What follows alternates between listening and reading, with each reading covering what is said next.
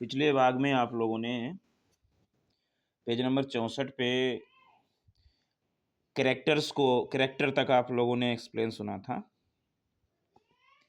इसके बाद में आज आगे होगा जिसका सीके ही हैं कियोस कियोसमस CHIASMUS कियोसमस। देखिए, चाइमस भी पढ़ सकते हो। कियोसमस जो है एक अलंकारिक उपकरण है। इज ए हिस्टोरिकल डिवाइस, अलंकारिक उपकरण है जिसमें दो या दो से अधिक खंडों को उनकी संरचनाओं को उलटकर एक दूसरे के खिलाफ संतुलित किया जाता है। एक अलंकारिक डिवाइस है, उपकरण है जिसमें दो या दो से अधिक खंडों को उनकी संरचनाओं को उलटकर एक दूसरे के खिलाफ संतुलित किया जाता है। इन which two or more clauses are balanced against each other by the reversal of their structures in order to produce an artistic effect। एक दूसरे के खिलाफ संतुलित किया जाता है उनकी संरचनाओं को उलटकर, ताकि कलात्मक प्रभाव पैदा किया जा सके। In order to produce an artistic effect. जैसे कियाज्म जो है एक अलंकारिक उपकरण है जिसमें दो या दो से अधिक खंडों को उनकी संरचनाओं को उलट कर, यानी उनके जो स्ट्रक्चर है उनको उलट कर रिवर्सल करके खिलाफ संतुलित किया जाता है ताकि कलात्मक प्रभाव पैदा किया जा सके। जैसे लिखा है, we live to die but die to live. हम मरने के लिए जीते हैं लेकिन जीने के लिए मरते हैं। We live to die but die to live। Never let a food kiss you or a kiss food you। कभी हम मरने के लिए जीते हैं लेकिन जीने के लिए मरते हैं। कभी भी किसी मूर्ख को आपको चूमने ना दे या किसी चुम्बन को आपको मूर्ख ना बनने। अर्थात नेवर लेट ए फूल, मूर्ख जो है किस नहीं करेगा तुमको। कभी भी किसी मूर्ख को आपको चूमने ना दे, अपने आप को चूमने ना दे, और किसी चुम्बन को आपको मूर्ख ना बनने दे। ए किस फूल यू, मूर्ख ना बनने दे। तो ये जो किएज्म है ये एंटी मेटाबोल से अलग है। एंटी मेटाबोल से अलग है। एंटी मेटाबोल लगातार खंडों में शब्दों की पुनरावृत्ति है, लेकिन उल्टे या स्थानांतरित क्रम में, एक उल्टे या स्थानांतरित क्रम में। उदाहरण के लिए जैसे you forget what you want to remember and you remember what you want to forget. कह रहा है you forget what you want to remember. आप वह भूल जाते हो जो आप याद रखना चाहते हो। And you remember what you went to forget, और वह याद रखते हो जो आप भूलना चाहते हो। तो ये अजीब तरीके का कैसमस है, CHIASMUS। अगला है कोरस। अगला जो है कोरस, CHORUS, कोरस। देखिए कोरस क्या होता है। ये गायकों के समूह को संदर्भित करता है। प्राचीन ग्रीक में कोरस लोगों का एक समूह था जो मुखौटे पहनते थे, जो धार्मिक उत्सवों में नृत्य जैसी हरकतें करते हुए गीत गाते या गाते थे। शास्त्रीय ग्रीक के नाटकों में कोरस ने नाटकीय क्रिया पर भी टिप्पणी की। कोरस जो है गायकों के समूह को संदर्भित करता है। प्राचीन ग्रीक में कोरस लोगों का एक समूह था जो मुखौटे पहनते थे, जो धार्मिक उत्सवों में नृत्य जैसी हरकतें करते हुए गीत गाते थे। शास्त्रीय ग्रीक के नाटकों में कोरस ने नाटकीय क्रिया पर भी टिप्पणी की। तो ड्रामेटिक एक्शन पर जो कोरस लोगों ने बड़ा कमेंट किया। अगला है सरकमलोक्यूशन, CIRCUMLOCUTION।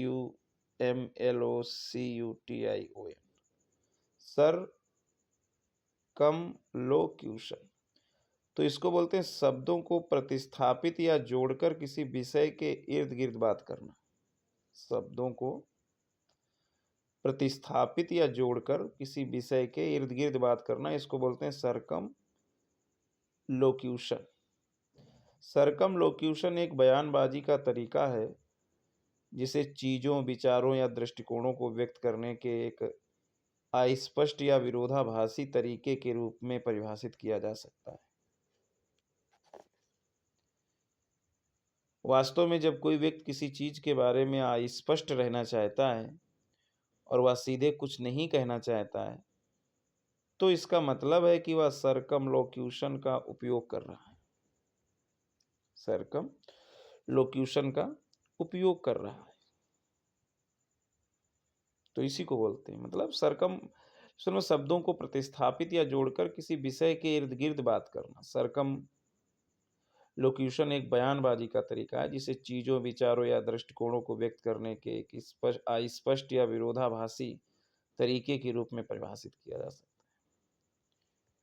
वास्तव में जब कोई व्यक्ति किसी चीज के बारे में अस्पष्ट रहना चाहता है और वह सीधे कुछ नहीं कहना चाहता, तो इसका मतलब है कि वह सर्कम लोक्यूशन का उपयोग कर रहा है। इसका प्रयोग तब किया जाता है जब वक्ता कुछ कहने या व्यक्त करने के लिए सही शब्दों का चयन करने में असमर्थ होता है। इसका प्रयोग कब किया जाता है? जब वक्ता कुछ कहने या व्यक्त करने के लिए सही शब्दों का चयन करने में असमर्थ होता है। इसका प्रयोग सामाजिक उद्देश्यों के लिए किया जाता है ताकि आपत्तिजनक शब्दों के प्रयोग से बचा जा सके। कविता और छंद में इसका प्रयोग नियमित मीटर बनाने के लिए किया जाता है। तो ये तो सर्कम लोक्यूशन की बात हुई। अगली है क्लासिज्म। अगली है मीनिंग क्लासिक। अच्छा, सर्कम लोक्यूशन का प्रयोग क्यों किया जाता है? पहला इन्होंने बताया कि इसका प्रयोग तब किया जाता है जब वक्ता खुद कहने या व्यक्त करने के लिए सही शब्दों का चयन करने में असमर्थ होता है, तब भी किया जाता है। या इसका प्रयोग सामाजिक उद्देश्यों के लिए किया जाता है ताकि आपत्तिजनक शब्दों के प्रयोग से बचा सके। या कविता और छंद में इसका प्रयोग नियमित मीटर बनाने के लिए in poetry and verses it is used to create a regular metre. अगला है क्लासिसिज्म। क्लासिसिज्म से तात्पर्य प्राचीन ग्रीक और रोम की कला, वास्तुकला और साहित्य में प्रकट सौंदर्यवादी दृष्टिकोण और सिद्धांतों से है। क्लासिसिज्म से तात्पर्य प्राचीन ग्रीक और रोम की कला, वास्तुकला और साहित्य में प्रकट सौंदर्यवादी दृष्टिकोण और सिद्धांतों से है तथा इसमें रूप, सादगी, अनुपात और समय पर जोर दिया जाता है।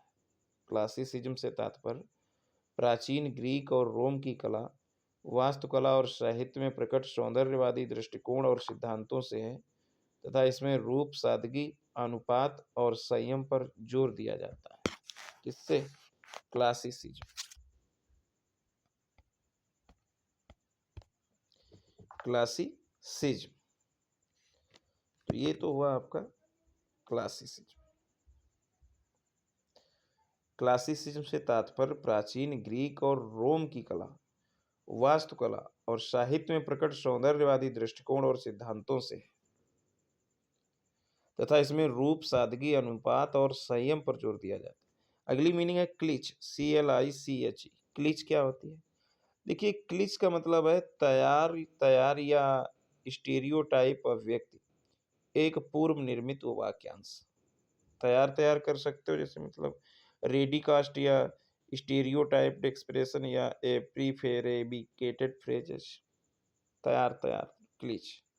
देखिए, क्लिच एक अभिव्यक्ति को संदर्भित करता है जिसका इस हद तक अत्यधिक उपयोग किया गया है कि यह अपना मूल अर्थ या नवीनता खो देता है।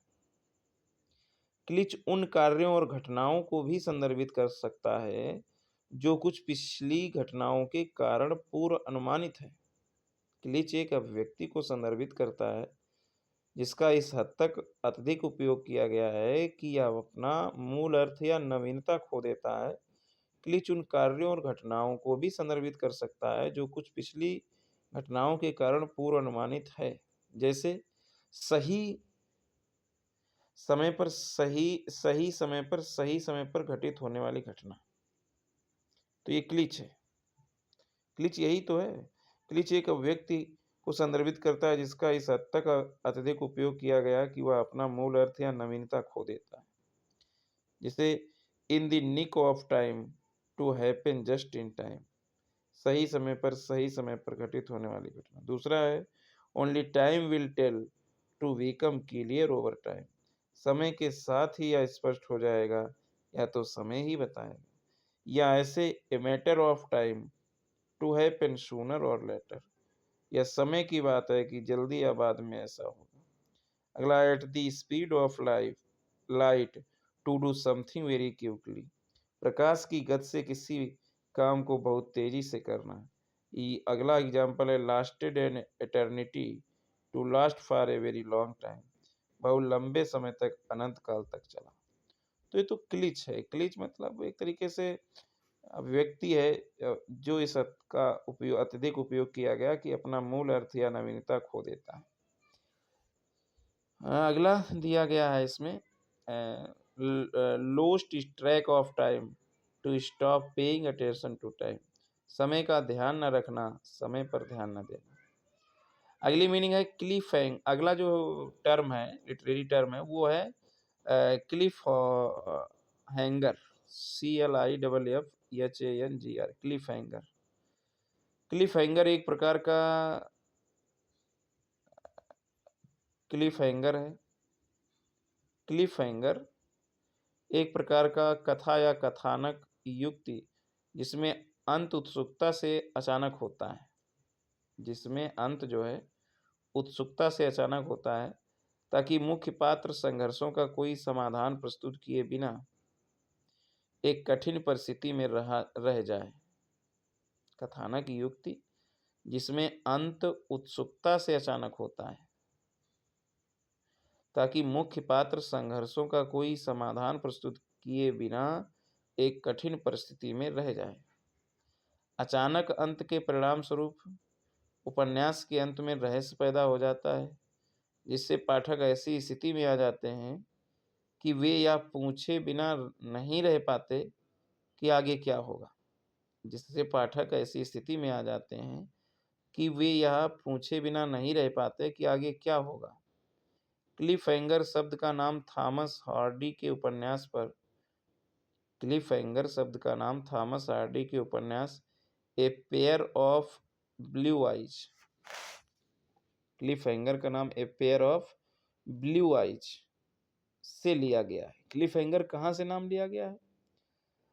जो ये थॉमस हार्डी का नॉवेल था a pair of blue eyes, यहाँ से लिया गया, जिसे एक पत्रिका में श्रृंखला प्रारूप में प्रकाशित किया गया था, जिसमें हर महीने एक अध्याय प्रकाशित होता था। एक एपिसोड के अंत में हार्डी ने अपने मुख्य पात्र हेनरी नाइट को एक चट्टान पर लटका दिया और नीचे चट्टानों में धंसे जीवाश्म की पथरीली आंखों को घूरते हुए छोड़ दिया। तब से हर अचानक अंत को क्लिफ हैंगर कहा जाता है। मतलब उसमें वो नॉवेल लिखा a pair of blue eyes, और उसमें एक पात्र था जिसका नाम था नायक था जिसका नाम था हेनरी नाइट। तो उसको एक चट्टान पर लटका दिया और नीचे चट्टानों में धंसे जीवाश्म की पथरीली आंखों को घूरते हुए छोड़ दिया। तब से अचानक अंत को क्लिफ हैंगर कहा जाता है। क्लिफ हैंगर मतलब यही होता है, व्हाट विल हैपन नेक्स्ट, मतलब आगे क्या होगा, यही क्लिफ हैंगर शब्द है। लिया कहाँ से गया है? ये थॉमस हार्डी के उपन्यास a pair of blue eyes से लिया। अगला है क्लाइमेक्स क्या होता है। देखिए, क्लाइमेक्स का सीधा सा अर्थ है क्लाइमेक्स का अगर मैं बोलूं कि सीधा सा अर्थ है क्लाइमेक्स का, वो यही है कि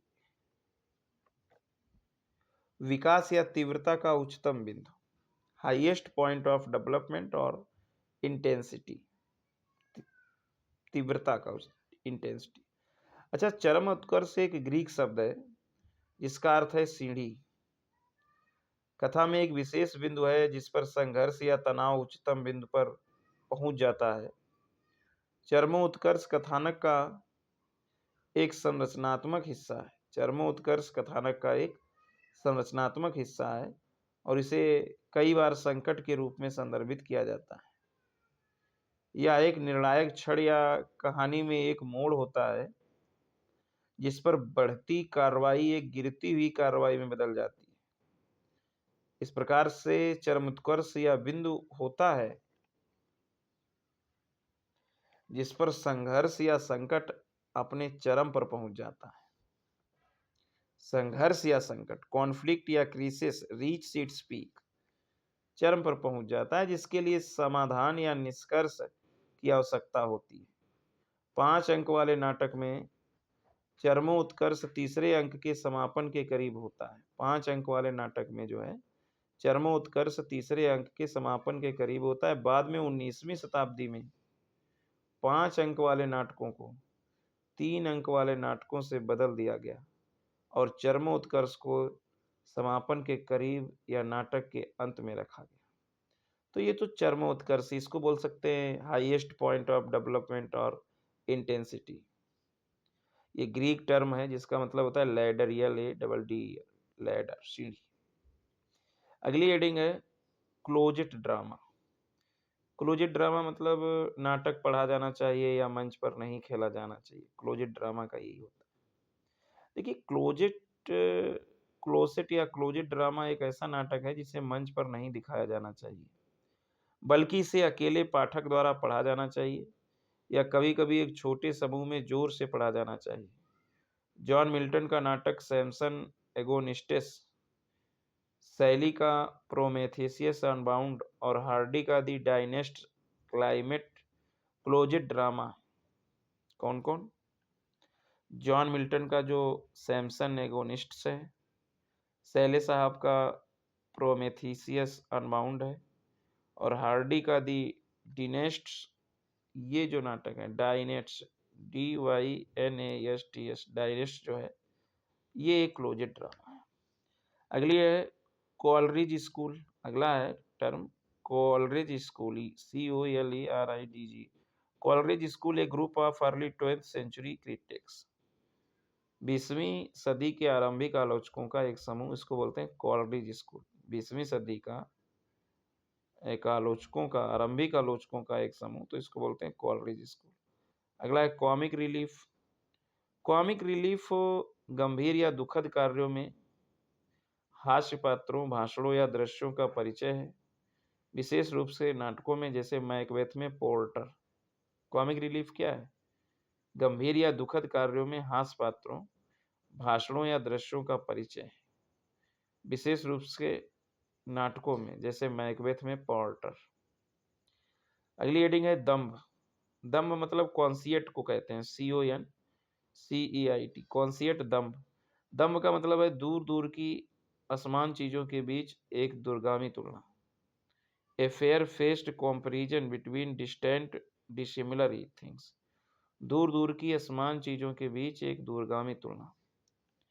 देखिए दंभ एक अलंकार है जिसमें दो बहुत अलग अलग वस्तुओं को उपमाओं या रूपकों की मदद से एक साथ तुलना की जाती है।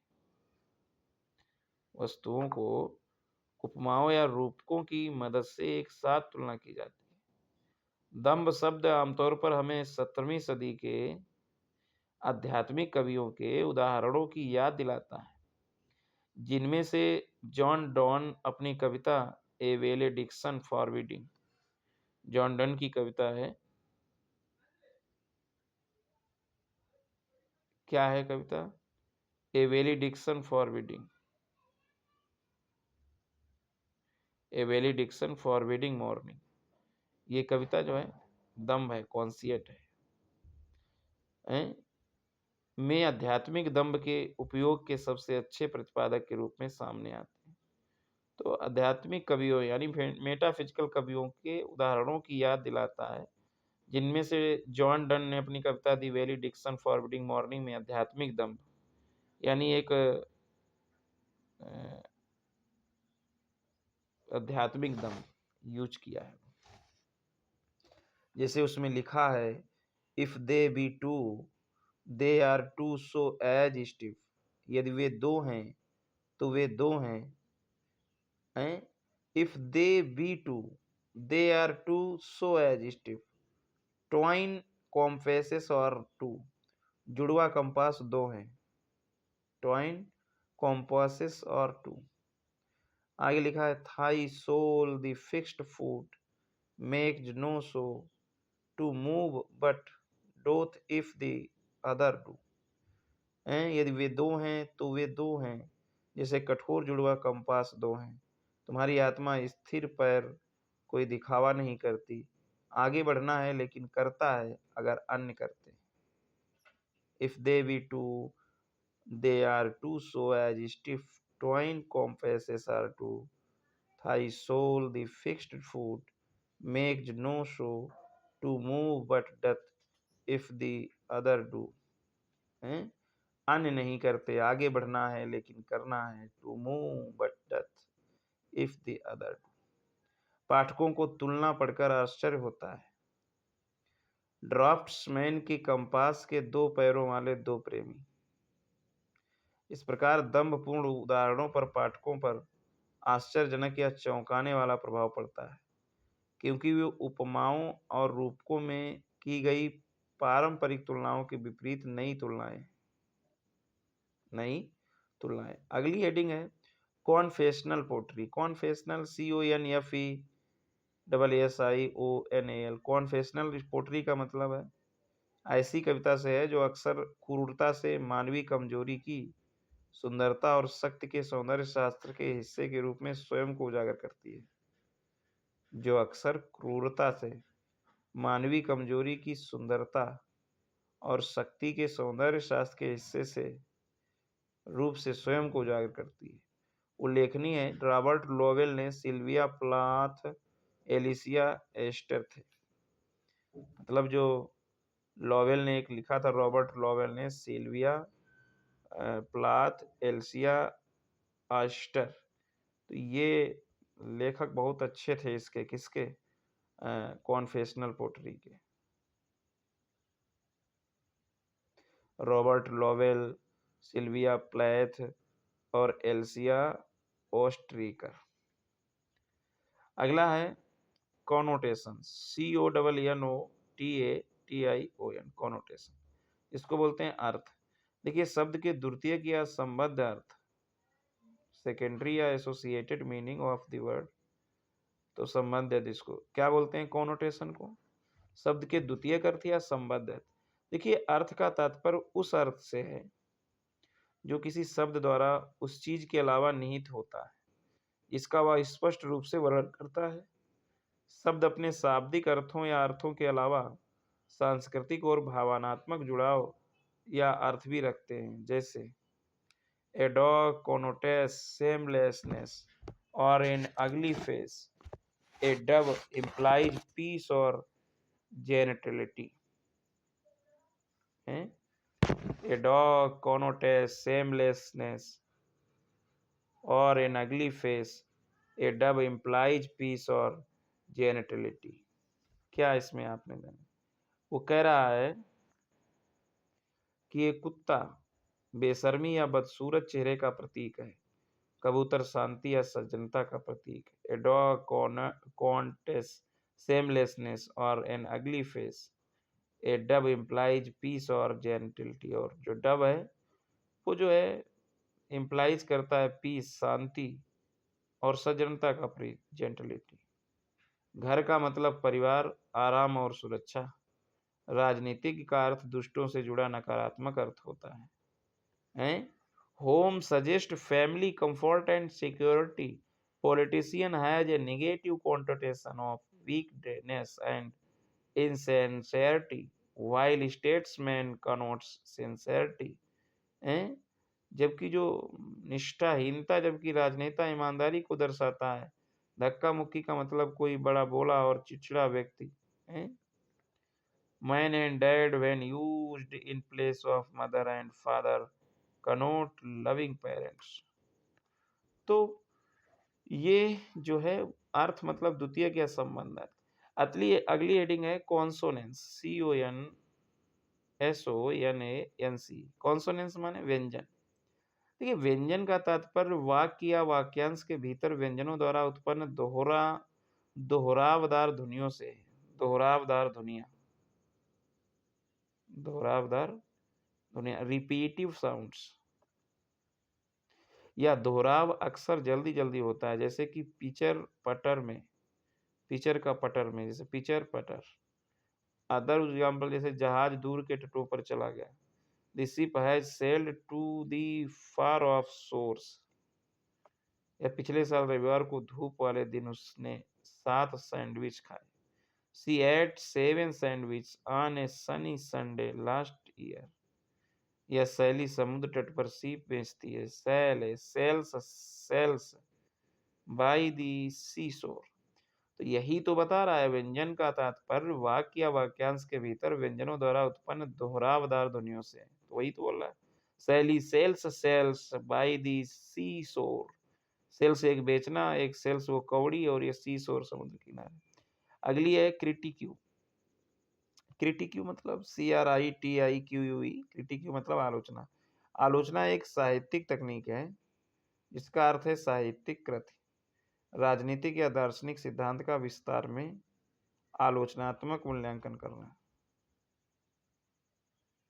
आलोचना एक आलोचनात्मक निबंध, साहित्यिक कृति या मूल्यांकन करने वाला लेख या समीक्षा हो सकती है, या एक सारांश की तरह हो सकता है जो केंद्रीय मुद्दे की पहचान करता है, सवाल उठाता है, सैद्धांतिक और प्रयोगात्मक दृष्टिकोणों पर ध्यान नहीं देते हो ध्यान देता है सॉरी सैद्धांतिक और प्रयोगात्मक दृष्टिकोणों पर ध्यान देता है और परिणामों के महत्व की समीक्षा करता है। इसके अलावा आलोचना का उद्देश्य साहित्यिक कृति या कलाकृति की कमियों के साथ साथ खूबियों को भी उजागर करना है। और सी का लास्ट है कर्टेन रेजर। क्या है? Curtain raiser, CURTAIN, curtain raiser. Curtain raiser में जो है मुख्य नाटक शुरू होने से पहले प्रस्तुत किया जाने वाला एक लघु नाटक या स्किट को कहते हैं curtain raiser. A short play or skit presented before the main play starts. तो ये तो सी के सारे हुए। अब डी के शुरू करेंगे नेक्स्ट पार्ट में। धन्यवाद।